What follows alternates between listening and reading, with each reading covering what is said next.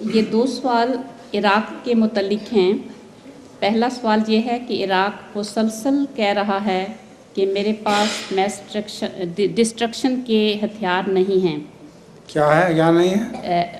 ہتھیار نہیں، اس کے پاس ڈسٹرکٹیو ہتھیار نہیں ہیں۔ ہاں۔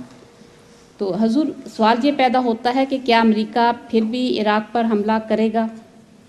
امریکہ؟ جی۔ امریکہ تو اسرائیل کا غلام ہے، اسرائیل جو چاہے گا وہ کرے گا۔